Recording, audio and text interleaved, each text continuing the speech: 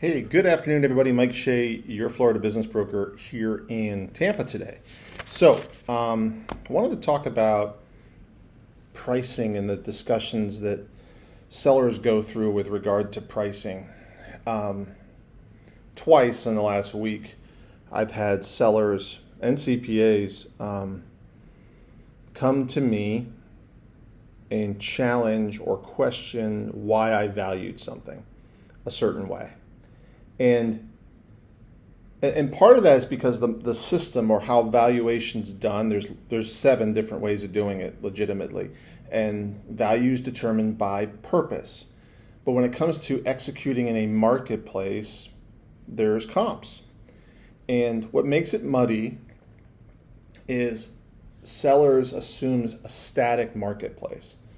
And the marketplace is not static. So let's talk about the first issue. So we've had one in a restaurant where the seller was adamant that she could get an SBA loan on her business, and her SBA loan is not going to happen. It won't happen because she shows a loss on the financial tax return, because she does some things, from an improper accounting standpoint. Second, the bank doesn't want to lend on a smaller deal. So what the sellers and the buyers forget is that banks pick and choose what they want to lend on based upon making money. They're not in the business of just giving money to lenders because they ask. They have an obligation as banks to either return to the shareholder or their other investors an ROI, and they predicate and dictate what they will lend upon based upon risk, the ROI on the capital that they borrow. Remember, they're borrowing money generally from the Fed. And when the prime interest rate goes up, so too does the interest rate that they lend on. So they get a little bit more discriminating with regard to what money they issue and how much they issue. In addition, they assess risk. In addition, they assess the type of business and what are the implications of that business that they see on the next 10 years, because the loan's a 10-year note. So things like restaurants, which have a high failure rate, generally are very hard to lend on unless they have this fantastic 10-year cycle. So nothing is a static A plus B equals C. The other one was a circumstance where, they were a large service company with very little assets, and they had a death in the family, and I pulled the comps and showed the person the comps, and in the pool industry, which is what this was, they were banding about multiples that they've heard by, there's a guy called the pool route guy, right? And he values, stops a certain way, or they hear multiples and they get twisted on it. But at the end of the day, when you get past a certain dollar amount, and this lady wanted $1 million, I said, it's real easy at that point. You either have the cash flow that will allow the bank to lend on it, or you don't. The other mistake she was arguing with me about was, I said, look, at a premium level, you'll get about 1.3. She goes, well, then we should start at 1.5. And I'm like, which is not uncommon. Everyone wants to go high because they don't want to negotiate against themselves. And I'm like, the reality is that when you go high, and we have statistics out the yin-yang to justify this, when you go high, you actually discourage buyers from even looking at it because the buyer is uneducated about the process. Just like they're uneducated as sellers about how finance works in businesses, so too are buyers uneducated about how the deal goes as well. And as a consequence, if you overlist, the people that know, the brokers and the educated buyers, they won't even look at it because they're assuming you're unreasonable. They make assumptions about your flexibility.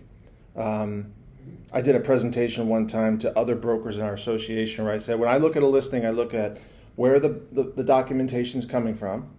I look at who the broker is, and I look at the reasonableness of the earnings to price ratio. And then I look whether it's offering seller financing, and I go, based upon those 4 things, I judge whether I'm going to waste my time with my buyer looking at that deal. Because I have to work the uneducated buyer to a point where they'll make an offer. And they don't want to negotiate themselves either. So when you overprice, you end up getting no action. And when there's no action, I think I once said to you guys, deals are like dead fish. The longer they're out there, the more they stink. If you overprice your deal set and stale, you lose your leverage. So the hard hurdle is price it right. You price it right, it goes. And then you're thinking, well, what could I have gotten? It doesn't work that way. The data says it doesn't work that way. So for the love of God, and if you want to see the data, just ask your broker. They should be able to pull the MLS stats up and go, here's the truth. Now, if you don't accept the truth because your advisors, your accountant who's looking at stock sales, or your father or your mother or your cousin or your buddy who's comparing an apple to an orange, or wants to tell you this was the other one. Last night, the accountant was like, well, you're mean. I'm mean. I'm not mean. I'm just matter-of-fact data, and I'm being charitable by telling you the facts. Think of it like your physician. You go into a doctor and the doctor tells you have cancer and these are the courses of treatment you need to take to live. There's no good way to deliver that story. There's no good way to deliver that message. And frankly, it's insulting and a disservice to tell you otherwise. Your broker should behave the same way. And you should treat them as professionals. Now, if you don't pick them as professionals because you're price shopping or you don't want to recognize truth, well, that's on you as a seller or as a buyer. So, if you don't trust the people you're using as your advocates, then you've picked the wrong people for the wrong reasons. And that's really on you as a consumer, either as a seller or as a buyer. So really got to get educated. You've really got to understand how markets work. One other thing. Deals flow in a marketplace. I've seen deals in certain parts of the country sell for higher multiples because the buyers and the sellers were uneducated and they had a broker who took advantage of the marketplace and the lack of education to raise the price. And conversely, take that same deal and literally I had one in Denver and had one in Orlando, and they were apple-to-apple comparisons. They got a point higher. Now, why? There was less inventory there, and supply and demand kicked in and drove the price up.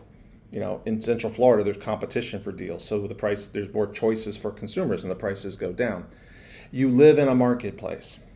You need to know how the levers of the marketplace move and conduct themselves to get the best outcome for yourself. If you have a question, a business for sale, or you want to get a straight shot, no bull assessment of what's going on with your business, give me a call, 321-287-0349, or email me at mike@tworld.com.